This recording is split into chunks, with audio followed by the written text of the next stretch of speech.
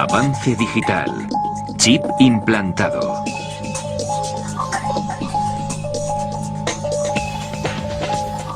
Olvidar las contraseñas del ordenador es algo muy corriente, pero puede que la solución esté literalmente a mano con implantes de chips de ordenador. Ahora, algunos fans de la tecnología en Estados Unidos se están poniendo chips de identificación por radiofrecuencia bajo la piel para poder usarlos para facilitar tareas cotidianas. El EM402 RFID Tag Q5 implantado en la mano de Mikey Sklar es tan pequeño como una ampolla de cristal que cuesta unos $2. Un médico realizó la operación en la cocina de Sklar. El chip seguirá activo durante unos 100 años.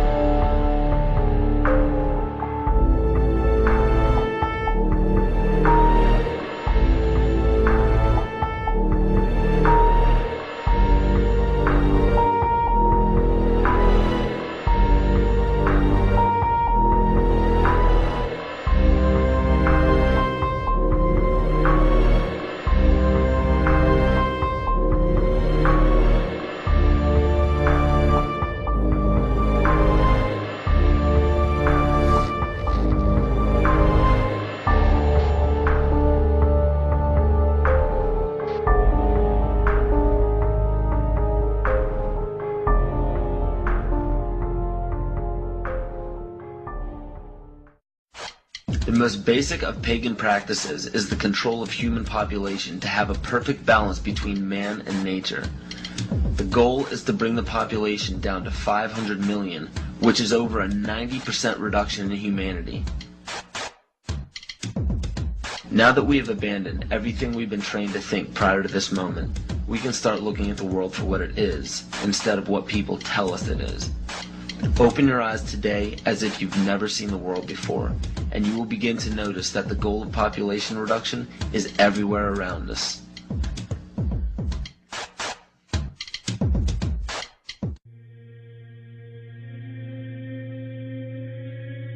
He who controls food controls the world. Well, they said in 1962, we're going to work toward total global implementation of Codex Alimentarius on December 31st, 2009. They were sort of guidelines. Now, Codex Alimentarius Commission is administered by the World Health Organization, WHO, and the FAO, the Food and Agriculture Organization. They fund Codex and they run it at the request of the UN. So they're mommy and daddy to Codex Alimentarius. In 1994, Codex, with no notice here in this country whatsoever, declared nutrients, put on your intellectual seatbelts, declared nutrients to be toxins. They're poisonous. Under Codex, every dairy cow on the planet must be treated with Monsanto's recombinant bovine growth hormone. Furthermore, under Codex, every animal used for food on the planet must be treated with subclinical antibiotics and must be treated with exogenous growth hormones.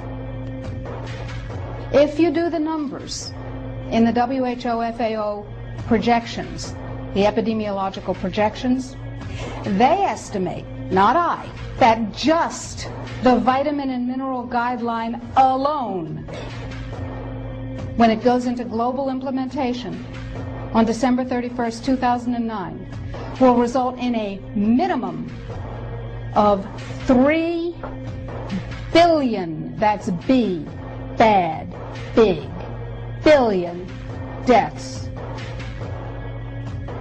1 billion through simple starvation. Those folks who die are not particularly economically successful from the point of view of the corporations, but the next 2 billion, they will die from the preventable diseases of undernutrition.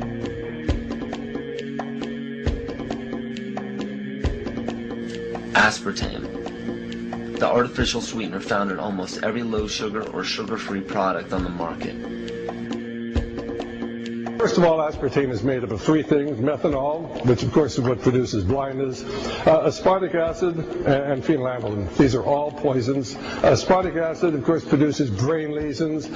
This was known back in the early 1970s. Methanol produces blindness. Phenylalanine is what you see in the brain, and in high doses it produces trauma.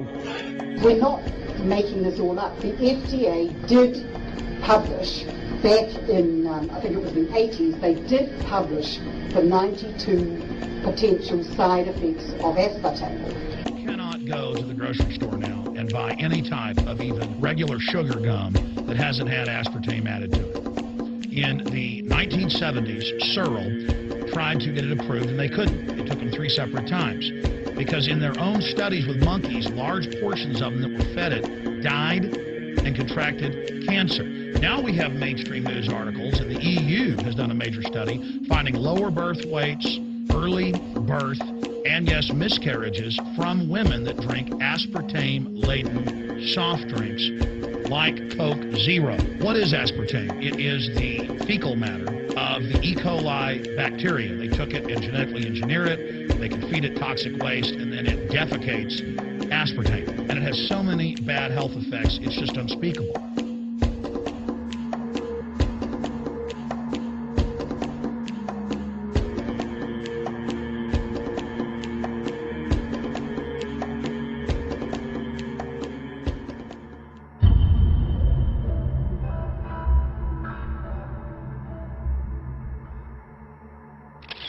This is being done by design. It's also very, very addictive. 66% of United States residents' public water is fluoridated. It is known to have tremendous effects on bone cancer, joint problems, bone weakness, lowered estrogen and testosterone levels, and dental fluorosis, which is yellowing of the teeth and pitting in the enamel. Wouldn't it make more sense to enhance public water with vitamins which are meant to be ingested to promote overall health, rather than putting such a toxic chemical in our water with a bogus explanation that it will improve our dental health? Fluoride, to my knowledge as a physician, has absolutely no biological benefit whatsoever. And now, we are finding that public water nationwide is showing up with arsenic, lead, cadmium, and thermonium, which is a radioactive form of lead. Cancer, lowered sex drive, birth defects, sedation, and brain defects. Does this not sound like a wonder drug for anyone aiming to control a population? It's quite astonishing, Paul, the degree to which environmentalists have not been educated about fluoride. You know, people have an unconscious trust in their doctor or their dentist, and if you can persuade doctors and dentists that fluoride is safe and good, then you're able to reach the rest of the nation. People believe their doctors and dentists, and that was a way of promoting fluoride for Bernays. Fluoride was killing their cattle, destroying their crops. Fluoride given to rats had produced bone cancer and liver cancer, and that those results had been doctored to make it look as though fluoride hadn't caused as much cancer.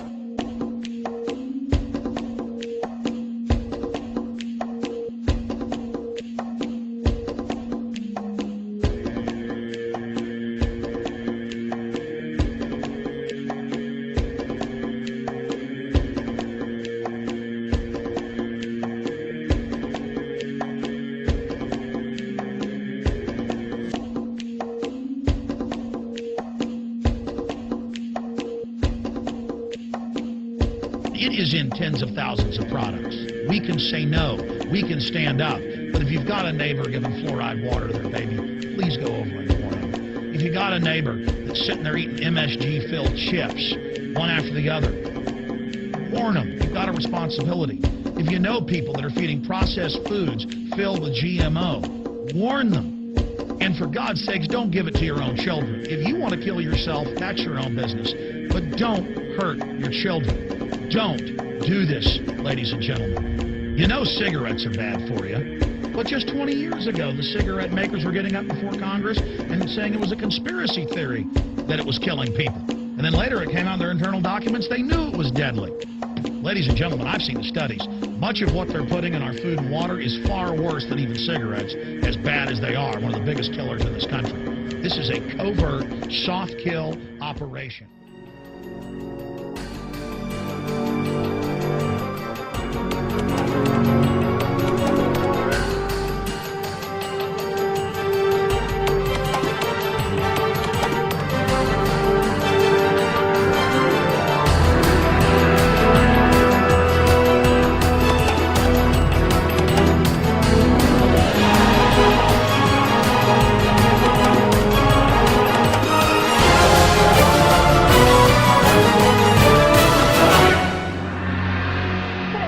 Substance found by a Southwest Arkansas man be part of a government test?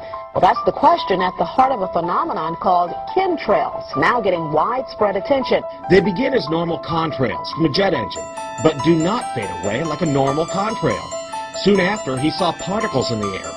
You know, because we'd see it drop to the ground in a haze. Nichols then noticed the material collecting on the ground.